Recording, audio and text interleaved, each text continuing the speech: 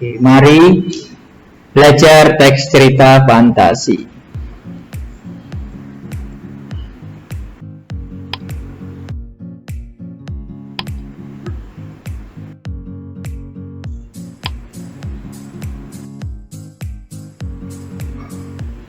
Oke, di sini ada KD, indikator, materi, situasi yang nantinya saya bahas. KD-nya yaitu mengidentifikasi unsur-unsur teks narasi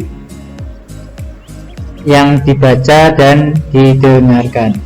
4.3 yaitu menceritakan kembali isi teks narasi yang didengar dan dibaca. Indikatornya nanti untuk K3 yaitu proses menjelaskan tokoh, latar, alur cerita fantasi pada teks yang dibaca, menentukan jenis teks cerita fantasi pada teks yang dibaca. K4 nya nanti yaitu tes 4 kali, yaitu berarti mampu menceritakan kembali cerita fantasi dengan bahasanya sendiri.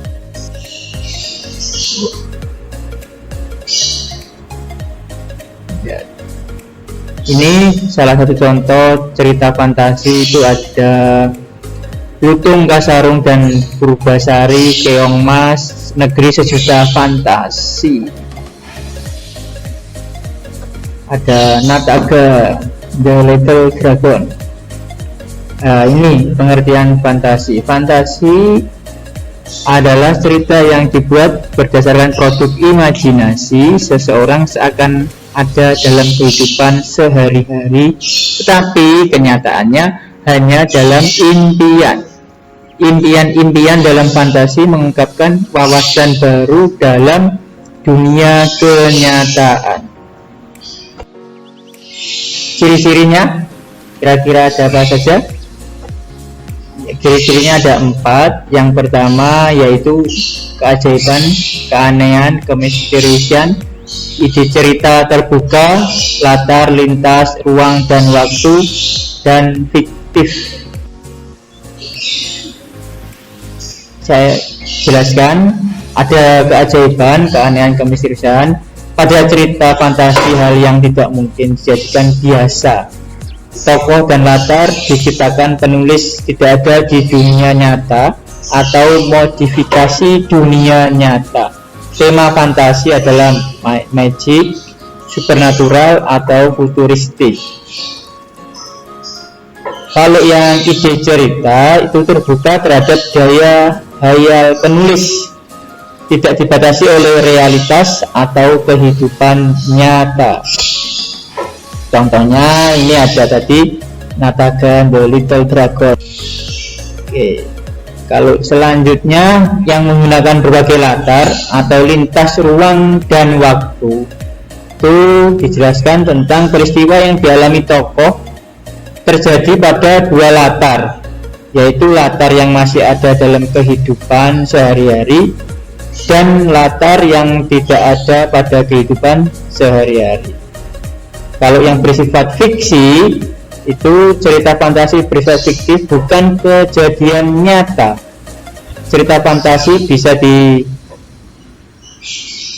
dialami oleh latar nyata atau objek nyata dalam kehidupan sehari-hari yang diberi fantasi. Contohnya Nabi cerita fantasi. Oke, kalau jenisnya ada berapa kira-kira? Jenisnya dibagi menjadi 2. Yang pertama berdasar latar cerita, yang kedua berdasar kesesuaian dalam kehidupan nyata. Kalau yang latar cerita ini dibagi lagi menjadi 3 bagian. Sedangkan kalau yang berdasarkan kesesuaian dalam kehidupan nyata dibagi menjadi 2.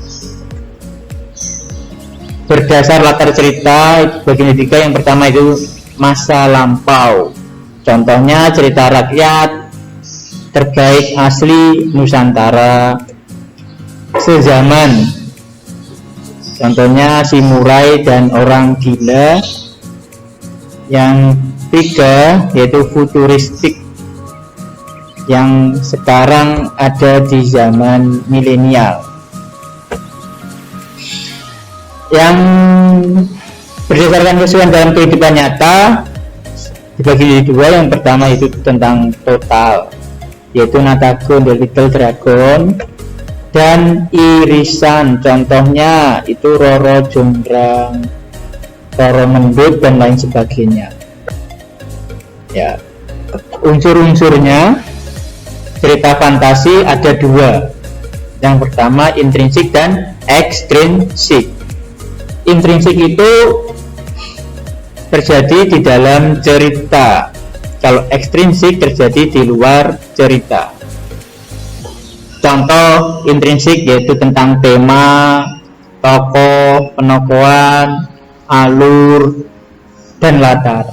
Sedangkan kalau ekstrinsik itu biasanya tentang nilai-nilai, tentang nilai agama, nilai moral, nilai politik, dan nilai budaya. Ini penjelasannya tentang tokoh itu pengarang dalam mengalami peristiwa-peristiwa atau perlakuan dalam berbagai peristiwa cerita. Pada umumnya tokoh berwujud manusia. Yang kedua yaitu tentang penokohan, adalah penyajian watak tokoh dan penciptaan citra tokoh. Alur itu bisa alur maju, alur mundur, alur campuran. Nah, ini alur itu penjelasannya tentang urutan atau rangkaian peristiwa dalam cerita.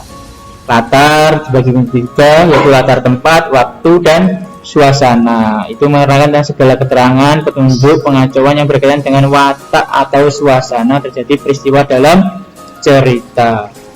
Tema adalah suatu gagasan atau ide atau pikiran yang mendasari karya sastra tersebut. Ya, ini menceritakan kembali cerita fantasi.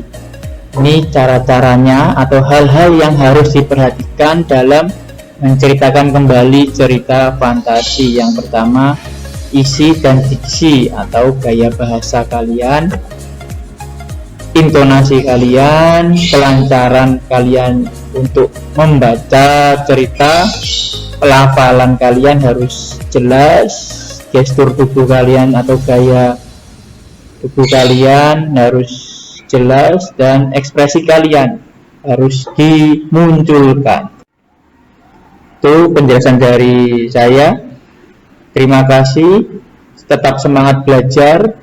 Wassalamualaikum warahmatullahi wabarakatuh.